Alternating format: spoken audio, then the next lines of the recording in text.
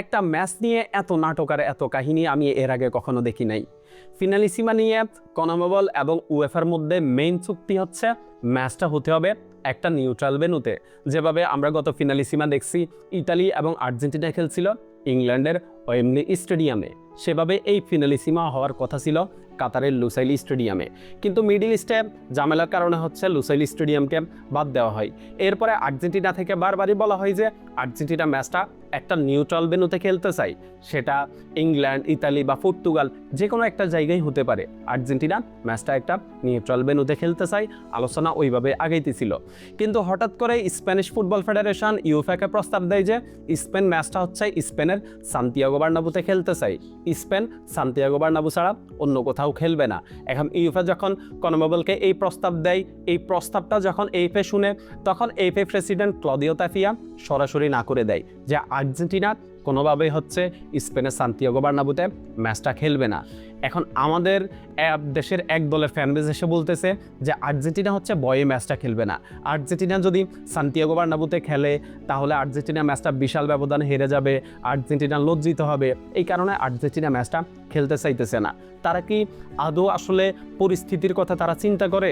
এই ম্যাচের যে চুক্তি আছে ওই চুক্তি থেকে আর্জেন্টিনা যে অবস্থানে আছে, আর্জেন্টিনা অবশ্যই রাইট অবস্থানে আছে, কিন্তু স্পেন একটা গাট্টারামি করতেছে। স্পেন একটা তাদের অন্যায্য দাবি হচ্ছে আর্জেন্টিনার উপরে চাপাই দিতেছে। আর্জেন্টিনা তো এই ম্যাচটা যেমন আর্জেন্টিনায় খেলতে চাই, তেমন হচ্ছে অন্য যে কোনো জায়গায় পর্তুগাল, ইতালি, ইংল্যান্ড যে কোনো জায়গায় হচ্ছে আর্জেন্টিনা ম্যাচটা খেলতে চাই। কিন্তু স্পেন শুধু সান্তিয়াগো বার্নাব্যুতে ছাড়া স্পেন ম্যাচটা খেলবে না, বাইরে কোথাও স্পেন ম্যাচটা খেলতে চাইতেছে না। এখন দুই পক্ষ সমঝোতায় আসতে পারতেছে না, এই ম্যাচটাও অনেকটা বাতিলের পথে। কিন্তু কাল রাতে সর্বশেষ আপডেট যেটা পাইছি সেটা হচ্ছে কনমেবল থেকে ইউএফএকে সর্বশেষ মেইল করা হয় যে হচ্ছে আর্জেন্টিনা এই ম্যাচটার জন্য দুইটা শর্ত দিছে। একটা হচ্ছে আর্জেন্টিনা ম্যাচটা ইতালিতে খেলতে চাই, আরেকটা শর্ত হচ্ছে ম্যাচটা হতে হবে 31শে মার্চ। যেহেতু ভেন্যু পরিবর্তন হইতেছে এবং সময়ও খুব অল্প আছে, সেহেতু কয়েকদিন পিছিয়ে আর্জেন্টিনা এই ম্যাচটা হচ্ছে 31শে মার্চ খেলতে চাই। এই দুইটা শর্ত যদি হচ্ছে ইউএফএ এবং স্প্যানিশ ফুটবল ফেডারেশন মানতে পারে তাহলেই হচ্ছে এই ম্যাচটা হবে, না হলে আর্জেন্টিনা এই ম্যাচটা বাতিল করবে, আর্জেন্টিনা এই ম্যাচটা খেলবে না। এখন এই ম্যাচটা যদি না হয় তাহলে সবচেয়ে বেশি লস হবে আর্জেন্টিনার। আর্জেন্টিনা মার্চের ফিফা উইন্ডোতে দুইটা ম্যাচ খেলার কথা ছিল, একটা হচ্ছে স্পেনের সাথে আরেকটা হচ্ছে কাতারের সাথে।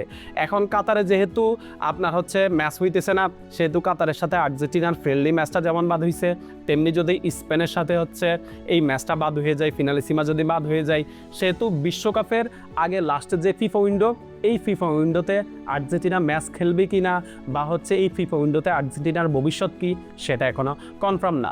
তবে আমরা কাল রাতে কয়েকটা জায়গায় দেখছি যে আর্জেন্টিনা হচ্ছে বিকল্প ব্যবস্থাও চিন্তা করে রাখছে। আর্জেন্টিনা প্লেয়ারদেরকে হচ্ছে আর্জেন্টিনায় নিয়ে যাবে, আর্জেন্টিনায় ক্যাম্প করবে, এবং হচ্ছে যেই কোনো দেশের সাথে আর্জেন্টিনা ফ্রেন্ডলি ম্যাচ খেলবে ওই ব্যবস্থাও আর্জেন্টিনা করতেছে, ওইভাবেও আর্জেন্টিনা আগেইতেছে। এখন দেখা যাক শেষ পর্যন্ত কি হয়।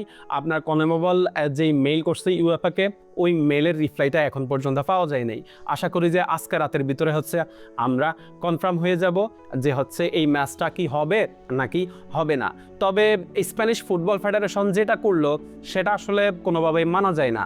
তারা চুক্তির বাইরে গিয়ে একটা অন্যায্য দাবি হচ্ছে আর্জেন্টিনার উপরে চাপাই দিতে চাইতেছে, যেটা হচ্ছে আর্জেন্টিনা কোনোভাবেই মানবে না। আর্জেন্টিনার জায়গা থেকে একদম 100% সঠিক পথেই আছে। ধন্যবাদ সবাইকে।